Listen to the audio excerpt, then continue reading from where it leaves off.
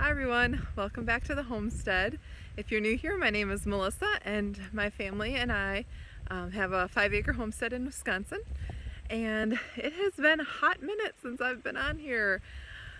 It's been very busy with gardening and harvesting and canning. It's been my biggest canning year ever. So I've been just like constantly canning, but I had to come back. It's slowing down now, so I've got loads of footage to edit and get back on here, but right now I needed to take a break from canning. A little windy out here, hopefully you can hear me okay. And I had to show you that I've been keeping a secret.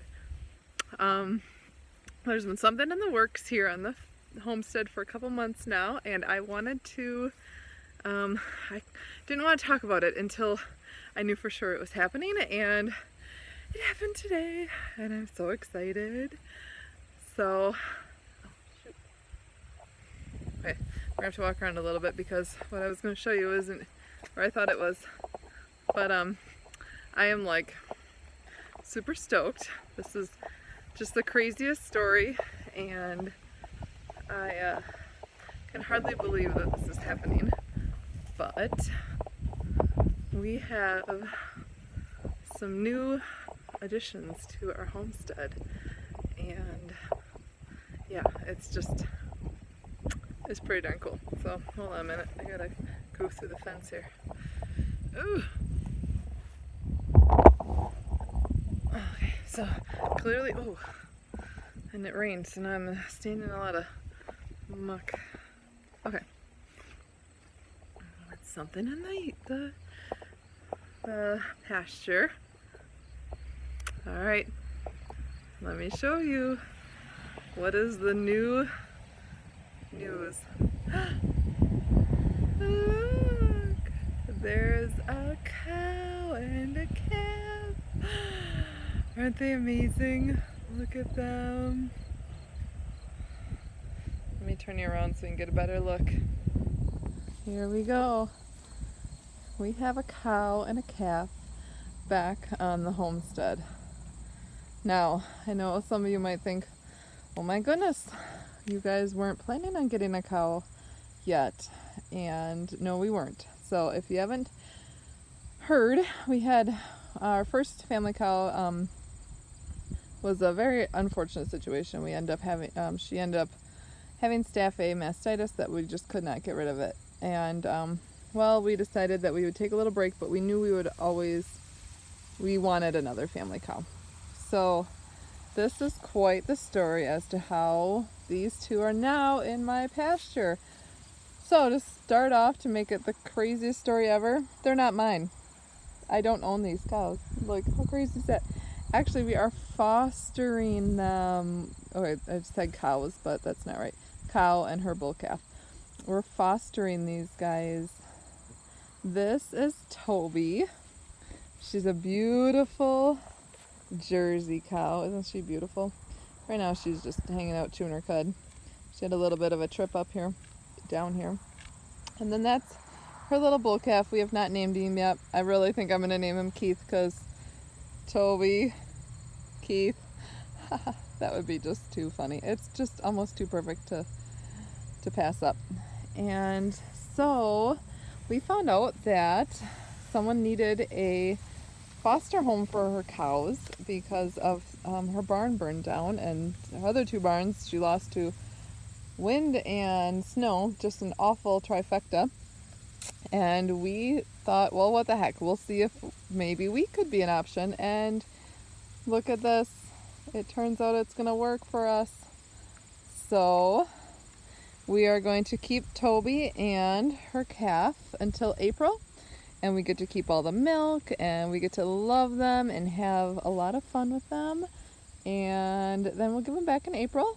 And actually, I shouldn't say it. We get to keep Toby for our efforts, but we'll give her back in April, and hopefully come spring we'll have a new plan for our own family cow. But in the meantime, we get to keep her as our own. She's our foster girl, aren't you, Toby? And I guess she's sweet as pie.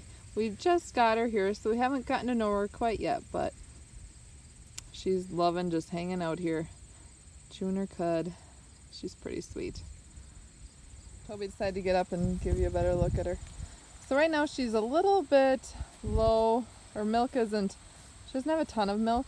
He was born, he's not quite 4 months old, but they were in a herd with other cows and calves, and I watched them kind of, a bunch of them sucking off of her, so I think she's had a few calves on her, and we'll separate them at night and hopefully get enough for us. And after deer hunting, I'll probably wean him so that we can have all the milk. He's old, he'll be old enough by then. Another couple months. But yeah, aren't they? Oh, she's okay. Now she's pooping, so it's not the best shot. But she's so pretty, and he's so so cute. There's nothing cuter than a Jersey calf. So I'm so excited to tell everyone about these guys and take you along on our journey. And oh, am I excited to have fresh milk again? You don't even know. We're all so excited. Okay, I'm in the barn now, where the lighting isn't as great, but keep you out of the wind. And I can tell you a little bit about this situation. So a few months ago, I was tagged on a post on Facebook from Inga Witcher on Around the Farm Table. And if you're not from Wisconsin, Inga is awesome, and she has a show on PBS, public TV, and she goes around to local farms or small farms in the Midwest and talks to small farmers, and it's all about small farming and niche farming and great, wonderful farm recipes, and oh, it's such a cool show. If you like homesteading, you will love her show. So Inga Witcher, Around the Farm Table, I will link it down below because you have to check her out. But I follow her Facebook page, and one day I was tagged in a post, and I, for some reason, hadn't seen this, but someone who I know saw it and thought of me right away, and Inga was looking for foster homes for her cows because, sadly, it was awful, but she lost barns due to fire, wind, and snow, like I told you, and they weren't going to be ready. They aren't going to be ready for winter, and she knew that she had to have somewhere for her cows to go. So instantly I was like, wow, this is crazy. Like, this could be a really cool scenario, and maybe this would be a great option for us. Maybe we can help because we have the room and we have enough hay already and for another cow, but we just didn't have the money to buy hay and a cow. So we were kind of like, well, we have the hay, but we don't have any money left over to buy a cow. Well, here we could help out Inga and help out a fellow farmer and also get to have a cow for a little bit and have the milk. And we're like, let's see if maybe she would choose us. So I'm a self-doubter, and so immediately I'm like, oh, she probably already found someone, or she probably won't choose us. You know, we don't have a very big farm, and we can only take one. I wasn't too sure, but I pushed through those fears, and I messaged her and said, you know what? Whatever happens will happen. And I honestly prayed and said, God, if this is supposed to happen, can you help me? And if it's not supposed to happen, just help me accept that it's okay. It wasn't meant to be. So I messaged her and told her about our farm and our family and everything like that, and all about the homestead and what we do here. And then I just left it at that and said, okay, it's up to you, God, whatever is going to happen.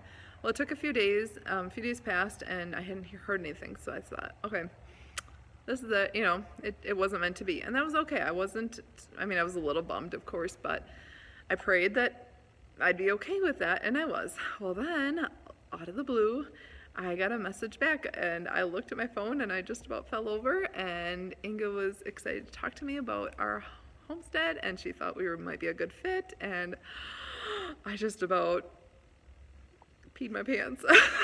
So excited. And and so then we've been talking. This was in the summer, and she knew she had to have homes by October for these cows, and So I said, well, we kind of talked about the details that we could milk her and keep the milk, and she asked if we could take her calf too, and I was even more blown away because I was like, heck yeah, that helps me even more because then I can calf share and I don't have to milk twice a day. So that was a bonus. I was like, heck yeah, I'll take the calf too.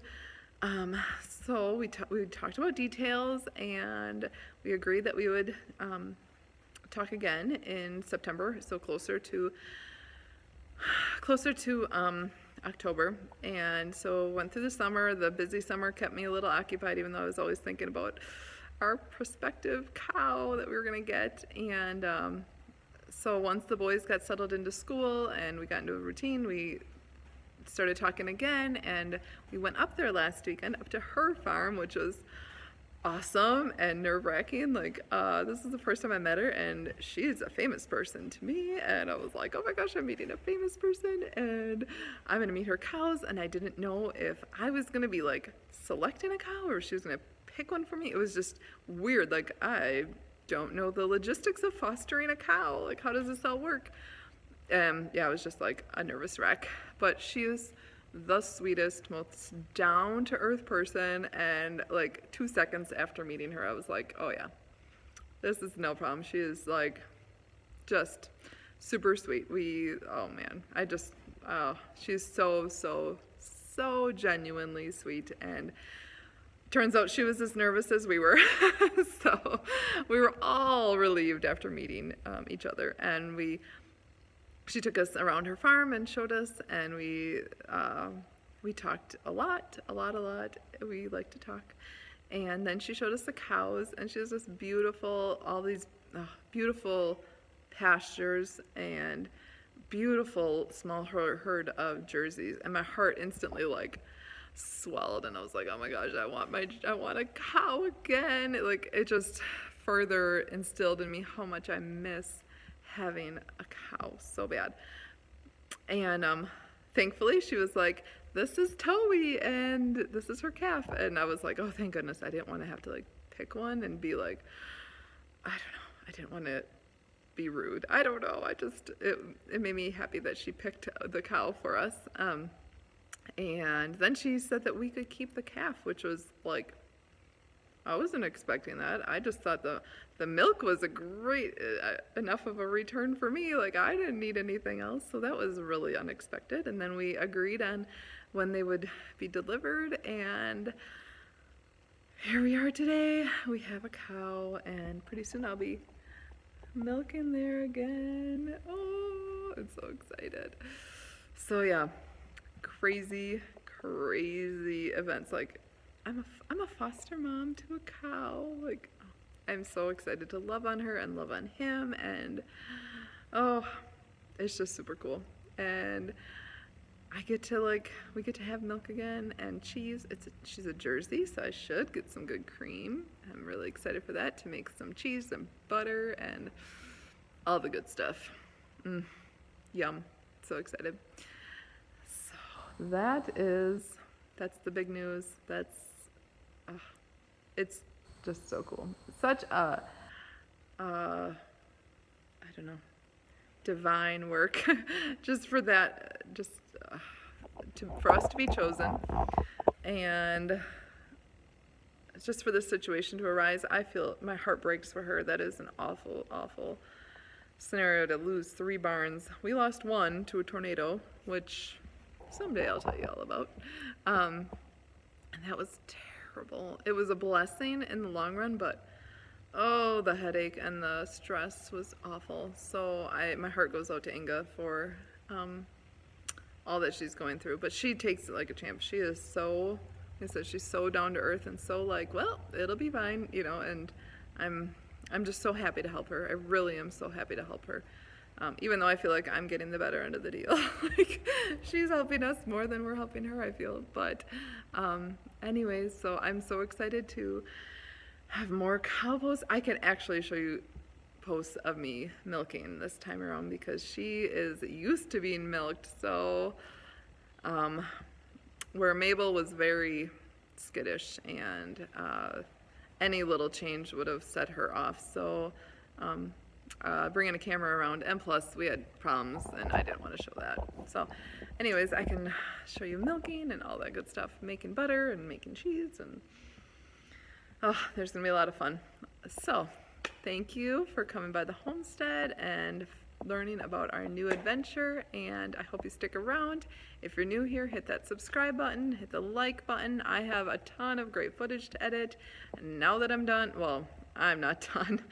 Now that I'm almost done canning, I'm almost at 650 jars, no joke, but I'm close to being done. There will be a lot more video out because I'll have more time to think about anything else except canning, and I'm ready. I'm totally ready to be done. But I will see you all next time. Thank you.